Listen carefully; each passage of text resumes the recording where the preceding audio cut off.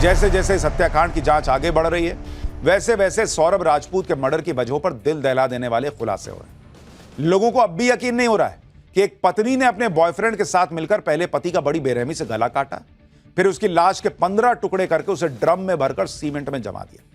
मुस्कान ने अपने बॉयफ्रेंड साहिल के साथ मिलकर जिस तरह लंदन से आए अपने पति सौरभ के मर्डर को अंजाम दिया, उसे जानकर जांच में जुटी पुलिस की टीम भी सन्न रह गई।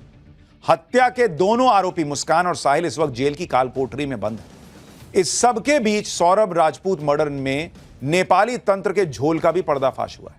मुस्कान और साहिल ने अपने कबूलनामे में मर्डर को लेकर क्या राज खोले, इसकी एक एक डिटेल आज आपको बताऊंगा। साथ ही पहली बार वो कमरा दिखाऊंगा, उस कमरे का वीडियो दिखाऊंगा जो बताएगा सौरभ के शव के 15 टुकड़े कैसे हुए हो। लेकिन पहले इस मर्डर मिस्ट्री पर हो रहे खुलासों की एक झलक देखिए।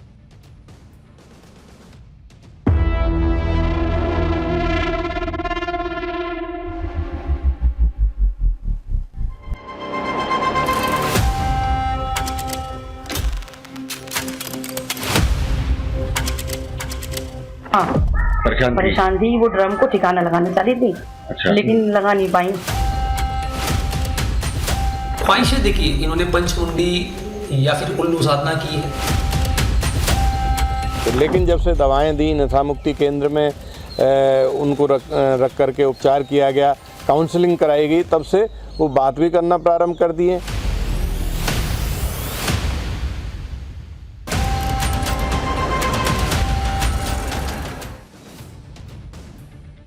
जिस सौरभ हत्याकांड ने पूरे देश को सकते में डाल दिया, उस हत्याकांड का पहली बार उस कमरे का वीडियो सामने आया जिसमें सौरभ राजपूत की बेरहमी से हत्या की गई। ये वो कमरा है। इस वीडियो में कमरे के अंदर वो बेड भी दिख रहा है जिसमें सो रहे सौरभ राजपूत के सीने में मुस्कान और साहिल ने चाकू घोंप दिया। ये वो बेड है जिस पे सौरभ की हत्या हुई।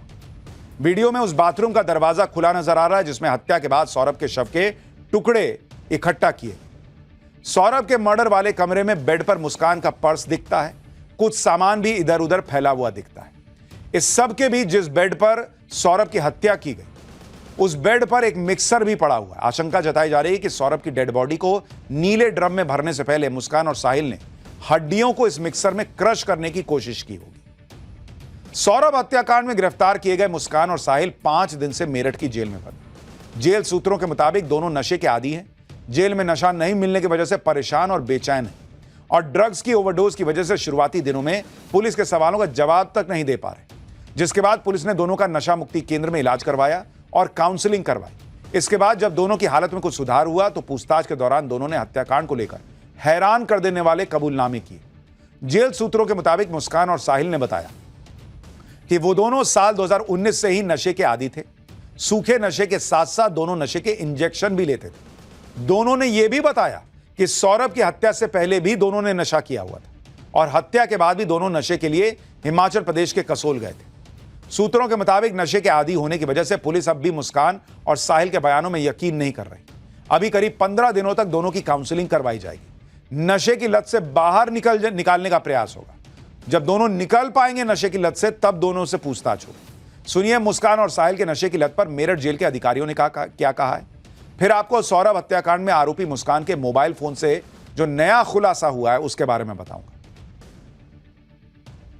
प्रारंभ में ये दोनों किसी से बात नहीं कर रहे थे। प्रत्येक व्यक्ति को, चाहे वो स्टाफ का हो, चाहे वो बंदी हो, प्रत्येक व्यक्ति को, कैदी हो, बंदी हो, सबको जो है ये समझ रहे थे कि शंका की दृष्टि से देख रहे थे। लेकिन जब से दवाएं दी, नशा मुक्ति केंद्र में उनको रख करके उपचार किया गया, काउंसलिंग कराई गई, तब से वो बात भी करना प्रारंभ कर दिए। खाना भी दोनों ने करना प्रारंभ कर दिया है और उनके स्वास्थ्य में बेहतरी का प्रमाण सबसे बड़ा यही है कि दोनों ने सरकारी वकील मांगा है। इससे सिद्ध होता है कि अब वो सचेत हैं अपने केस के प्रति। इस बीच मुस्कान के स्नैपचैट से भी पुलिस को सौरभ मर्डर से जुड़े बड़े सुराग हाथ लगे, जिसके बाद पुलिस मुस्कान को ही हत्याकांड का मास्टरमाइंड मान रही। पुलिस ने मुस्कान के स्नैपचैट अकाउंट से 136 मैसेज रिकवर किए। जांच में पता चला है कि मुस्कान ने साहिल की मां और बहन के नाम पर फर्जी अकाउंट बनाए। इन अकाउंट से वो बार बार साहिल को मैसेज भेजती थी और मुस्कान ने साहिल की मां के नाम पर बनाए फर्जी अकाउंट से मैसेज करके साहिल को सौरभ की हत्या के लिए तैयार किया। साहिल की मां के नाम पर बनाए स्नैपचैट अकाउंट से मुस्कान ने साहिल को जो मैसेज भेजे, उसमें से एक मैसेज में उसने लिखा कि तुम अगर सौरभ का वध कर दोगे तो मां की आत्मा को शांति मिलेगी। साहिल को भेजे इसी तरह के एक और मैसेज में मुस्कान ने लिखा, तुम्हें अगर नई और अच्छी जिंदगी शुरू करनी है तो मुस्कान से शादी करनी होगी। एक और मैसेज में मुस्कान ने लिखा, मेरी इच्छा, आखिरी इच्छा है कि तुम मुस्कान से शादी कर लो, तभी मुझे शांति मिलेगी। यानी मुस्कान ने साहिल की मां के नाम पे स्नैपचैट का अकाउंट बना लिया और जो वो चाहती थी वो मैसेज करती थी और साहिल सोचता था कि मेरी मां का मैसेज, मरी हुई मां का मैसेज आ रहा है स्नैपचैट पे। पुलिस नशे में रहता होगा, उसको लगता होगा हाँ सब सही हो रहा है। पुलिस सूत्रों के मुताबिक मुस्कान ने साहिल को उसकी मां के नाम पर बनाए फर्जी अकाउंट से ये मैसेज इसलिए भेजे क्योंकि मुस्कान जानती थी कि साहिल तंत्र मंत्र पर भरोसा करता है और साहिल ने खुद मुस्कान को बताया था कि मां की मौत के 18 साल बाद भी वो उनकी आत्मा से बात करता है।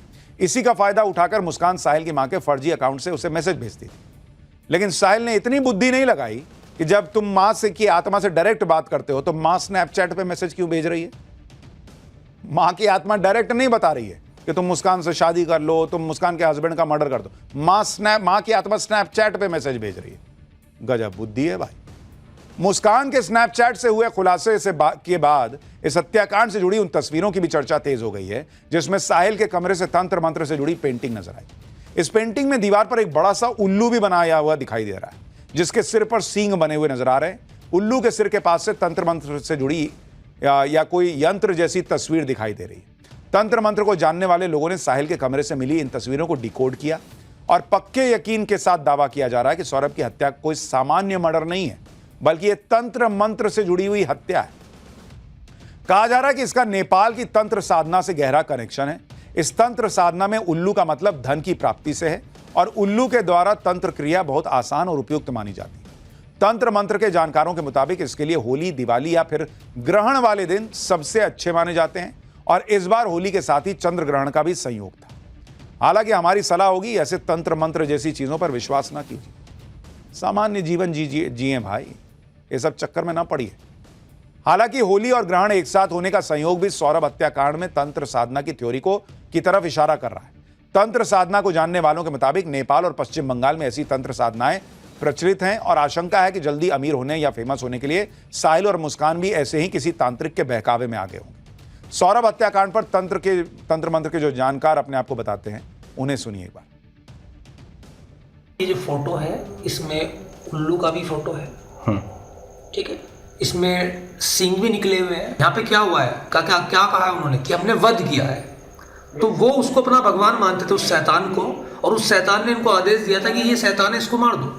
इनकी नज़र में जिसको मारा गया है वो शैतान था, इसलिए इन्होंने उसको वध कहा है। ख्वाहिशें क्या थी? ख्वाहिशें देखिए, इन्होंने पंचमुंडी या फिर उल्लू साधना की है। पंचमुंडी बलि मतलब जिसमें 5 मुंडियों की बलि दी जाती है। इससे क्या होता है कि कुछ लोग आ जाते हैं तांत्रिकों के बहकावे में और इसमें उनको लगता है, तांत्रिक बोलते हैं कि आप बहुत फेमस हो जाओगे, बहुत धनवान हो जाओगे, बहुत जल्दी अमीर हो जाओगे, और उसके चक्कर में ही उन्होंने इस चीज़ को अंजाम दे दिया।